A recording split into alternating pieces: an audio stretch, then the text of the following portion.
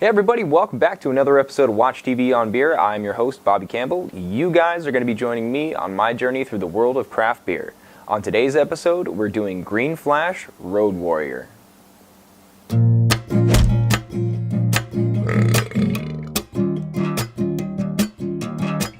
Road Warrior is an Imperial Rye IPA dedicated to the hardworking men and women over at Green Flash who go out on the road every day selling this beer. And I got to tell you guys, that's probably the easiest job in the world because this beer pretty much sells itself. Let's see how it smells.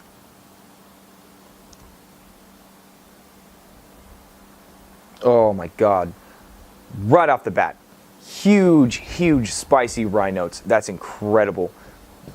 Excuse me. A little bit of citrus in there. A little bit of fruitiness as well. A slight hint of fruitiness. It's very subdued. Oh man, and then a nice sweet malt backbone to that. It's just excellent. Oh, let's see how it smells, or how it tastes actually.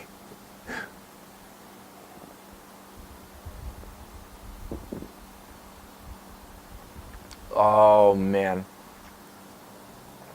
Huge, big, spicy rye notes on the tongue immediately. Very rye forward on this.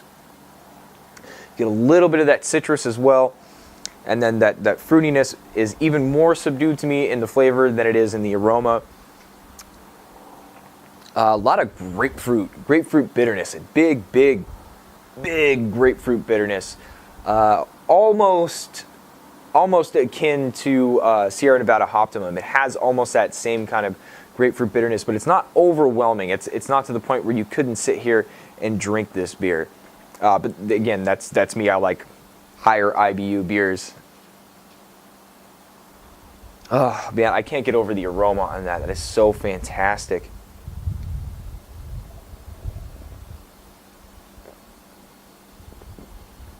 Oh, flavor is incredible.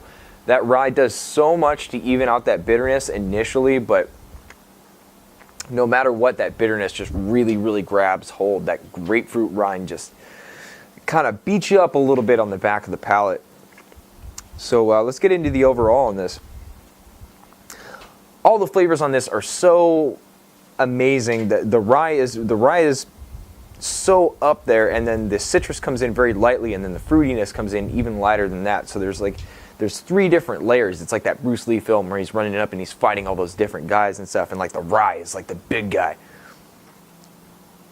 But the grapefruit kind of does me in just a little bit. Not as bad as a lot of other Imperial IPAs or double IPAs that I've had that have just a big grapefruit bitterness. For example, Stone's Grapefruit Slam from the Stochasticity Project. Grapefruit Slam, I cannot drink that beer. I probably won't review that beer at all because I just can't drink it. It's too much grapefruit for me. I cannot actually eat the fruit itself. I don't mind it in the beer, but Stone went ahead and actually put grapefruit peel in the beer, which can be added by hops instead of actually having to put the peel in there. So it's a little overwhelming for me. But this definitely sits better than Sierra Nevada Optimum did. Sierra Nevada Optimum was overwhelming on the grapefruit with this. My grapefruit is the only problem with this beer that I have, so I'm going to get into the rating on this. Sorry to rant for a minute on that, but I'm going to give this a 9. This is going to get a 9. This would have definitely got a 9.5, a 9.8, something close to a 10. But that grapefruit was the one thing that killed it for me on this. Killed it for me. If you guys are a fan of grapefruit, this is going to bump up to a 9.5 to a 10 for you. This is going to be an excellent Imperial IPA. You're going to shit a brick over this one. Me personally, not a fan of grapefruit. But that's going to do it for this episode of Watch TV on Beer. I do appreciate you guys watching as always, and never be afraid to try something new.